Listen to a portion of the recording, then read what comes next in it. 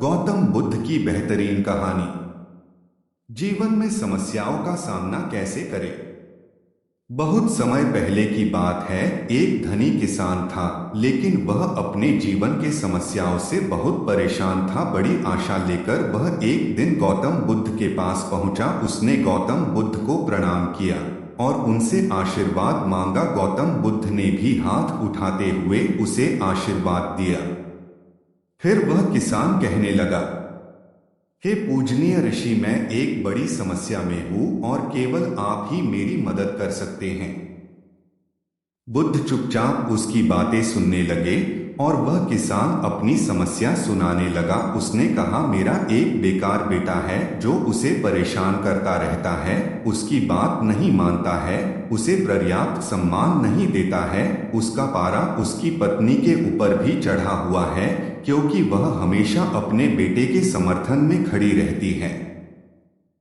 हे प्रभु, कुछ ऐसा करो कि उनका दिमाग बदल जाए, उन्हें पता चले मैं उनके लिए कितने परेशानियों का सामना करता हूं। बुद्ध ने कहा, लेकिन मैं आपके इस समस्या का कोई समाधान नहीं कर सकता हूं। इसके बाद बुद्ध ने अपनी आंखें बंद कर ली और ध्यान की अवस्था में चले गए। फिर भी किसान चुप नहीं हुआ। वह कहने लगा, मैं अपने पड़ोसियों से भी बहुत परेशान हो गया हूँ। मेरे बारे में वह उल्टी सीधी बातें करते रहते हैं, मेरे बारे में तरह तरह की अफवाहें फैलाते रहते हैं।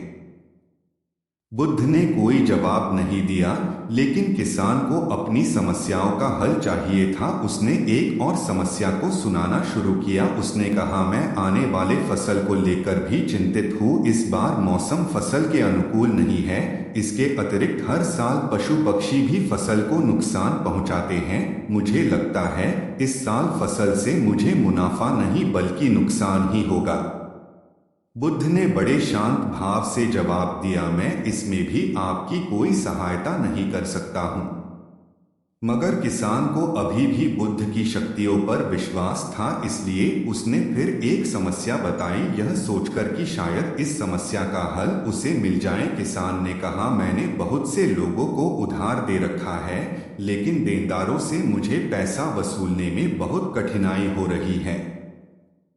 इसके साथ ही मेरे ऊपर भी कई लोगों के उधार हैं। मुझे समझ नहीं आ रहा है मैं इस समस्या से कैसे बाहर निकलूं।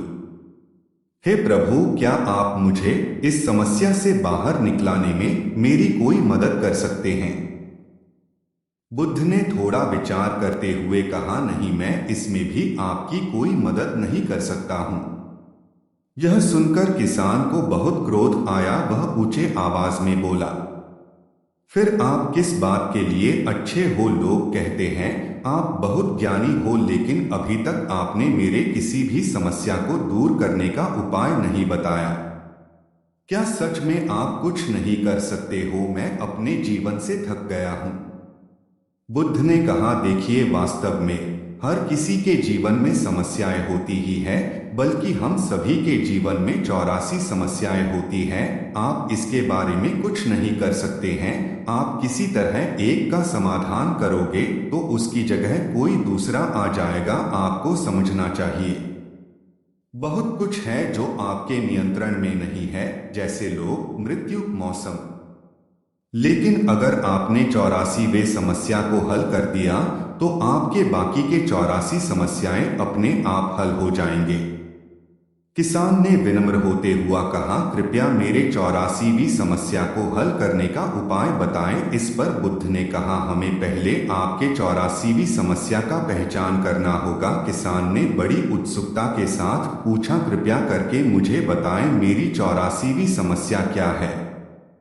बुद्ध ने कहा, आपकी 84वीं समस्या यह है कि आप जीवन आय में कोई समस्या नहीं चाहते हैं। आप चाहते हैं कि आपके जीवन में 83 समस्याएं ना हो, लेकिन यह संभव नहीं है। समस्याएं हमेशा आपके जीवन का हिस्सा बनी रहेंगी। अगर आप 83 समस्याओं के साथ जीवन जीना स्वीकार कर लेते हैं, तब कोई समस्या नहीं होगी। यही खुशहाल जीवन जीने का एकमात्र तरीका है। गौतम बुद्ध की बातों को सुनकर किसान समझ गया, जीवन कभी वैसा नहीं होगा जैसा वह चाहता है। बस उसे अब कठिनाइयों से दुखी नहीं होना है बल्कि जीवन को संतुष्टि और खुशहाली के साथ जीने का प्रयास करते रहना है।